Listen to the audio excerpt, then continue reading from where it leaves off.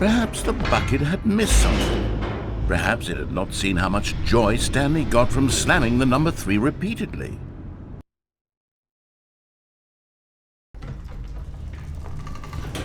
A hint of regret nagged in the back of Stanley's mind.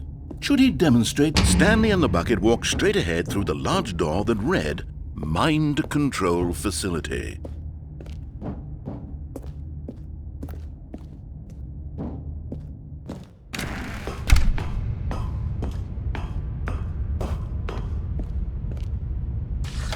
The lights rose on an enormous room packed with television screens. What horrible secret did this place hold? Stanley and the bucket both wondered to themselves.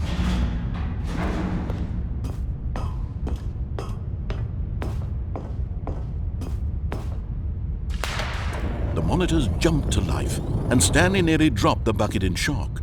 Everyone in the office was being videotaped, monitored like guinea pigs.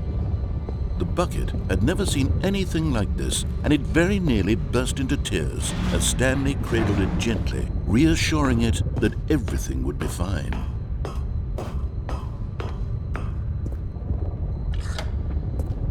Was the bucket under the mind control facility's influence as well?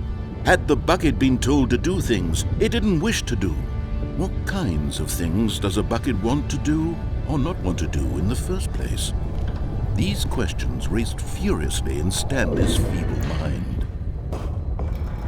No! He screamed into the bucket. He couldn't accept it. His own life in someone else's control, never! He squeezed the bucket tighter, his one friend in the entire world. At this point, he could trust no one except for the bucket. But here was the proof. The heart of the operation. Controls labeled with emotions, happy or sad or content. Walking, eating, working, all of it monitored and commanded from this very place. And as the cold reality of his past began to sink in, Stanley decided that this machinery would never again exert its terrible power over another human life. For he and the bucket would dismantle the controls for good. Two best friends, Stanley and the bucket, up against the world. They high-fived in a really cool way, and the bucket made a sassy comment about taking down the system.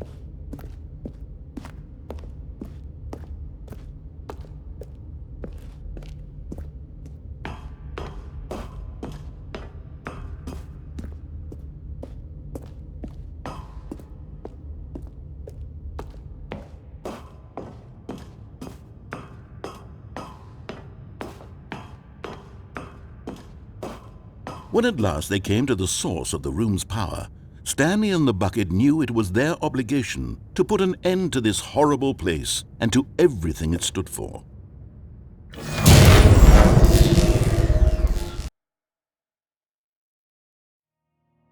Stanley and the bucket waited in blackness. Was it over?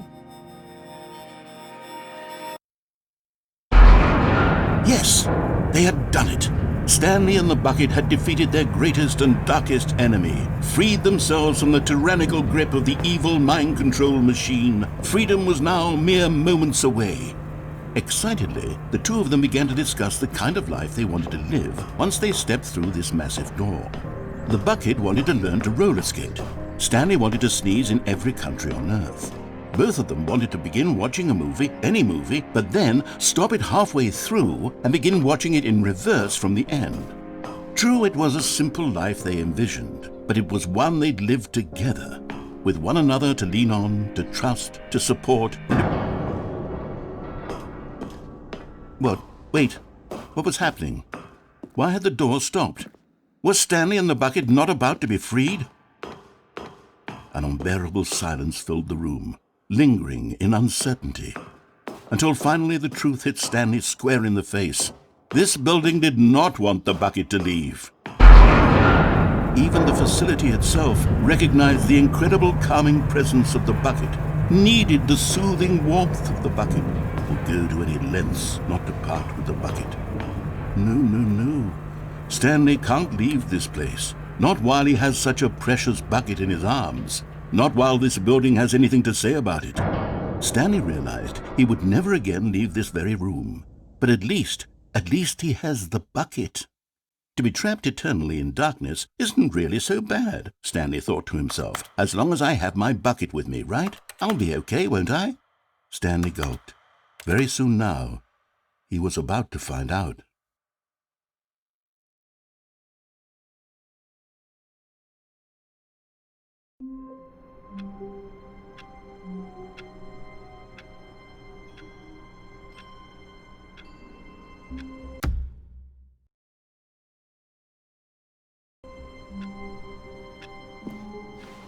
All of his co-workers were gone. What could it mean?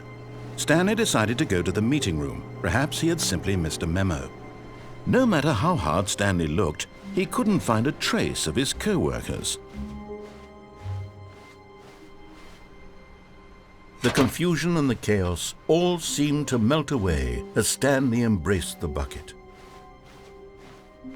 Stanley clutched the bucket tightly to his chest. This was not the correct way to the meeting room, but Stanley had felt the bucket calling to him, telling him that the employee lounge was simply the place to be. And here it was. Had the bucket turned out to be correct? Was this better than the meeting room? Yes, No, never mind. The bucket was wrong. Stanley took the door on his left to go back to the meeting room.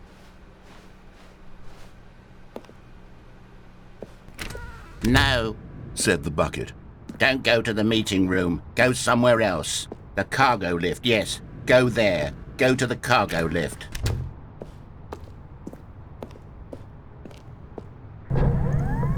Good, said the bucket. now ride the lift all the way to the top. There's something up there I need you to do. Stanley did not question why or how this bucket was speaking, but Stanley feared that any path he walked might lead to the separation of himself and the bucket, his dearest friend.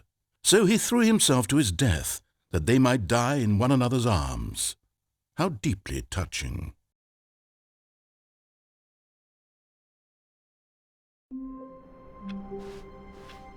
All of his co-workers were gone. What could it mean? Stanley decided to go to the meeting room. Warmth spread through Stanley's arms. With the bucket in his arms again, he was home. Stanley clutched the bucket tightly to his chest. This was not the correct way to the meeting room, but Stanley had felt the bucket calling to him, telling him that the employee lounge was simply the place to be.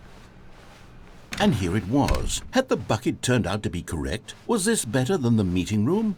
Yes, Stanley thought to himself. Yes, perhaps it truly was. How insightful the bucket turned out to be. No, never mind. The bucket was wrong. Stanley took the door on his left to go back to the meeting room. No, said the bucket. don't go to the meeting room. Go somewhere else. The cargo lift, yes. Good, said the bucket. now ride the lift all the way to the top. There's something up there I need you to do. Stanley did not question why or how this bucket was speaking to him. It should have alarmed him, of course, because buckets can't talk. But Stanley chose not to think about this obvious fact. He was firmly convinced that the bucket had spoken to him, and he unthinkingly did whatever the bucket asked.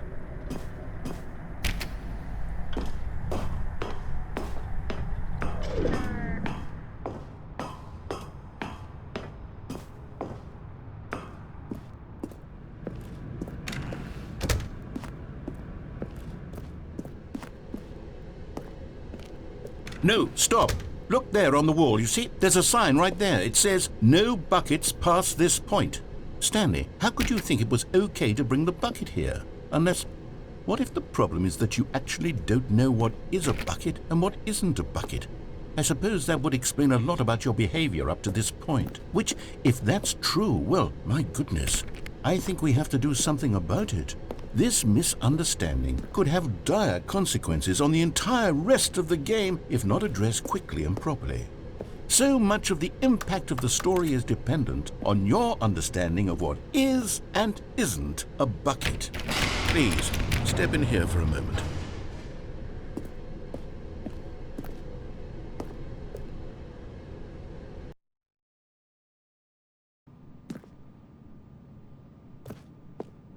Now then, I'm going to run you through some test scenarios and you'll tell me whether or not the thing I'm showing you is a bucket. Simple enough, right? This should tell us everything we'll ever need to know about what is or is not a bucket. Okay, let's begin. Item 1. Is this a bucket? Incorrect. It is a hologram of a bucket, not an actual bucket.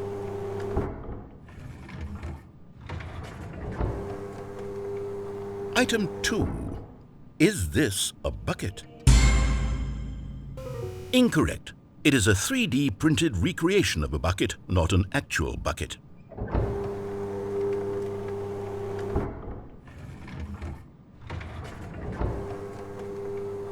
Item 3. Is this a bucket? Correct. This is a bucket.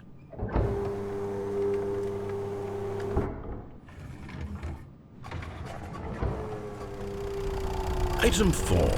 Is this a bucket? Correct. This is a tractor and not a bucket. To be honest, I just sort of put this one in here as a gimme, but I was starting to get concerned that even this might be too much for you. Thank you for not making me look like an idiot. Okay, next one.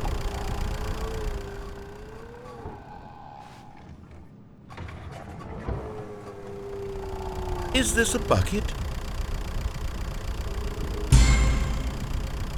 Incorrect. This is a bucket.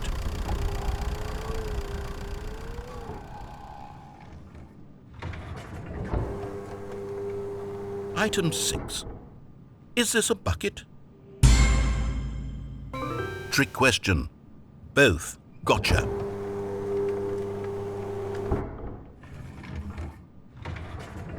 Item... Wait, hold on. I can't find the next one. Let me see. It should be around here somewhere.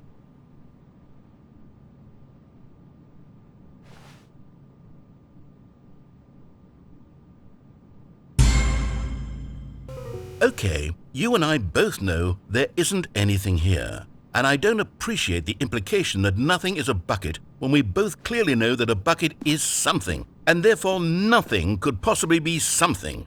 Unless, in your twisted mind, have you somehow convinced yourself that a bucket is nothing? Answer me straight, Stanley. Do you believe that nothing is a bucket?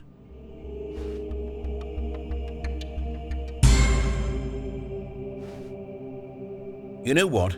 I'm too confused to even sort it out. I've lost all sense of perspective. What is a bucket? What isn't a bucket? Mere moments ago I could answer these questions with confidence, and yet now I'm somewhat adrift. Do any of us know what a bucket is? Am I a bucket? Stanley, I can't keep doing this. I'm losing myself, and myself was all I ever had to begin with. I'm afraid the bucket is threatening to tear our relationship apart. I can't have that. I'm sorry. But I'm going to erase all buckets from the game entirely. Okay, here we go.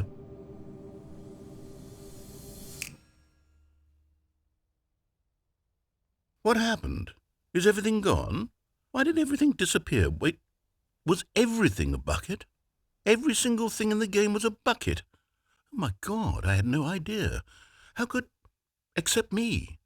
I'm not a bucket after all. And you, Stanley, you're still here. You're not a bucket either. Oh, this is wonderful news. We're not buckets. Yes, I actually feel much more at ease right now. It's delightful to get some clarity on that issue, but it doesn't change the fact that we haven't got a game. So, tell you what, I'll reset everything and we'll put back all of the buckets, okay? And we'll know that it's all a bucket. But if you run into anyone else, maybe don't mention that. Who knows what that information might do to a person? All right, here we go.